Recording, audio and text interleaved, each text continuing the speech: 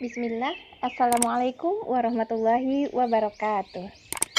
Alhamdulillah, wassalatu wassalamu ala rasulillah wa ala alihi wa ashabihi wa man wala amma ba'd. Alhamdulillah, see you again to continue our learning in history of Islamic culture. Grateful, kaifahalukum. Semoga kita bersama dalam lindungan Allah ya. Amin ya rabbal alamin. Okay class, before we continue our learning today, let's recall the previous learning. Sebelumnya kita sudah belajar tentang beberapa hal. Di antaranya adalah pengertian Khulafaur Rasyidin. Kemudian juga kita belajar tentang sejarah singkat dari Khalifah Abu Bakar As-Siddiq radhiyallahu anhu. Oke ya. Ya, mengenai pengertian kemarin ada bertanya, pengertian sebetulnya kata Khulafaur Rasyidin terdiri dari dua kata ya nak ya. Khulafa itu adalah bentuk jamak dari khalifah. Khulafa artinya pengganti. Dan Rasyidin itu artinya memperoleh petunjuk dari Allah Subhanahu wa taala. Jadi secara istilah dapat kita artikan bahwa Khulafaur Rasyidin itu pemimpin-pemimpin yang menggantikan Rasulullah Shallallahu alaihi wasallam yang memperoleh petunjuk dari Allah Subhanahu wa taala. Oke, itu mengenai pembelajaran kita sebelumnya. Kita lanjut sekarang tentang Ustazah masih mengulas sejarah singkat dari Khalifah Abu Bakar As-Siddiq. Kemarin kita sudah menjelaskan tentang tahun lahir beliau. Sekarang kita mempelajari tentang program kerja. Program kerja pertama yang ditetapkan Khalifah Abu Bakar radhiyallahu anhu adalah meredam pemberontakan. Nah, memerangi orang-orang yang membangkang. Nah, pada saat itu banyak orang yang tidak mau membayar zakat. Padahal perintah zakat itu juga sama wajib. Jadi diperangi orang-orang yang tidak mau membayar zakat, orang-orang yang murtad, yang karena orang setelah meninggalnya Rasulullah Shallallahu alaihi wasallam banyak yang merasa sudah kembali kepada zaman mereka dulu, kepada zaman jahiliyah. Jadi banyak menimbulkan kekacauan, mereka kembali kepada agama nenek moyang mereka. Nah, kemudian juga dalam program kerja Abu Bakar As-Siddiq radhiyallahu an ini, beliau juga memerangi orang-orang yang mengaku sebagai nabi. Nah, di situ kalian mungkin sudah tahu kisah tentang Musailamah Al-Kadzab, kemudian Tulaiha Al-Asadi dan Al-Aswad Al-Ansi.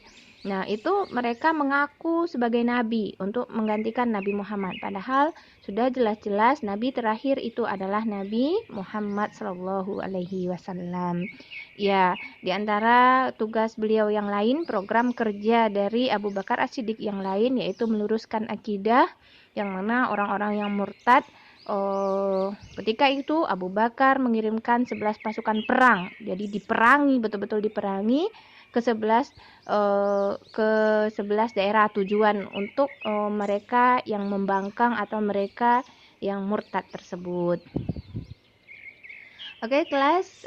Kemudian dalam program kerja Khalifah Abu Bakar As-Siddiq selanjutnya adalah pengumpulan dan penulisan pembukuan ayat-ayat Al-Quran. Nah, program kerja ini ditetapkan atas usulan dari Khulafaur Rasyidin juga, usulan dari Umar bin Khattab. Nah, sedangkan pelaksanaannya beliau percayakan kepada sahabat yang bernama Zaid bin Sabit untuk memimpin tim kerja. Oke, pengumpulan dan penulisan Al-Quran tersebut dilakukan dengan pertimbangan-pertimbangan. Nah, pertama, banyak sahabat yang hafal Quran sudah gugur dalam perang yang waktu itu memerangi orang-orang yang murtad. Jadi, pada sahabat yang sudah hafal Al-Quran itu mereka meninggal. Mereka meninggal dikhawatirkan nanti tidak ada lagi yang hafal Al-Quran. Jadi, Al-Quran harus dibukukan supaya ada bukti ya nak ya, supaya ada dokumentasi. Nah, gitulah bahasanya, dokumentasi supaya tidak hilang begitu saja. Kemudian yang kedua, ayat-ayat Al-Quran yang ditulis pada kulit-kulit kurma, batu-batu dan kayu-kayu sudah banyak yang rusak. Nah, ketika itu ayat-ayat turun langsung ditulis pada kulit-kulit kurma, ditulis di batu-batu dan lain sebagainya. Nah, karena kondisinya sudah rusak, jadi perlu dilakukan usaha penyelamatan. Kemudian penulisan ayat-ayat Al-Quran dan pembukuannya ini bertujuan agar dapat dijadikan pedoman bagi umat Islam sepanjang zaman. Nah, itu. Jadi kita sekarang bisa mendapatkan manfaatnya, ya. Seandainya dulu tidak dibukukan, wallahu alam. Ya sayang ya.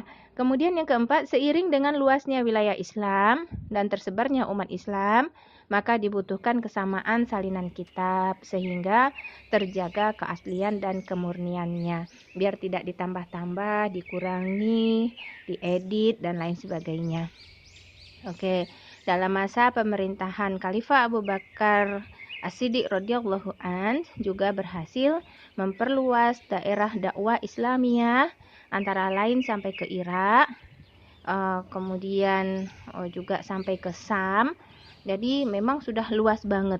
Nah, setelah memerintah selama 2 tahun, Khalifah Abu Bakar As-Siddiq radhiyallahu an berpulang ke rahmatullah pada tanggal 23 Jumadil Akhir 13 Hijriah dalam usia 63 tahun dan dimakamkan di samping makam Rasulullah Shallallahu alaihi wasallam.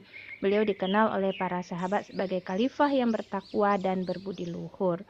Oke, sayang, kita lanjut berikutnya kepada poin B, nilai positif kisah Khalifah Abu Bakar As-Siddiq.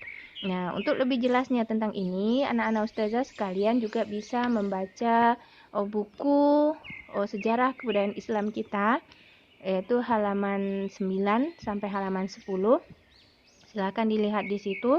Di antara contoh kebaikan atau nilai positif dari Khalifah Abu Bakar As-Siddiq, di sana ada 7 poin. Nah, Anda bisa lihat yang pertama, meredam pemberontakan, memerangi orang-orang yang membangkang dan tidak mau membayar zakat. Setelah itu memerangi orang yang murtad seperti yang tadi udah Ustazah jelaskan. Kemudian juga memerangi orang-orang yang mengaku nabi. Nah, ada 3 orang tadi, nabi palsu. Kemudian pengumpulan dan penulisan Al-Quran. Kemudian memperluas daerah Islam, memperluas dakwah Islam ke berbagai wilayah. Kemudian juga yang keenamnya, syariat Islam tetap menjadi pedoman. Jadi maksudnya dalam suatu pemerintahan, dalam suatu negara Islam, jadi semuanya itu berdasarkan aturan Islam. Hukum yang berlaku adalah hukum Islam. Kemudian yang ketujuh, Khalifah Abu Bakar As-Siddiq radhiyallahu an memiliki keutamaan, yaitu orang yang menemani Rasulullah Shallallahu alaihi wasallam ketika berhijrah ke Madinah. Kemudian beliau sebagai sahabat Rasulullah Shallallahu alaihi wasallam yang paling dalam ilmunya. Kemudian juga beliau sebagai sahabat yang paling dicintai Rasulullah Shallallahu alaihi wasallam. Kemudian beliau juga seorang sahabat yang dijamin masuk surga sejak masih hidup di dunia. Masya Allah ya nak ya. Itu kisahnya tentang Khalifah Abu Bakar As-Siddiq. Ya. Untuk lebih jelasnya, insya Allah akan kita bahas kembali dalam Google Meet kita. Ustazah berharap sebelum kita pertemuan nanti, kalian sudah membaca-baca buku SKI kalian. Oke, sayang ya. Mungkin untuk video Ustazah cukupkan sampai di sini. Semoga Allah meridhoi ilmu yang kita dapat adalah ilmu yang bermanfaat. Kita tutup dengan doa kafaratul majlis. Subhanakallahumma wa bihamdika asyhadu an la ilaha illa anta astaghfiruka wa atubu ilaik. Assalamualaikum warahmatullahi wabarakatuh.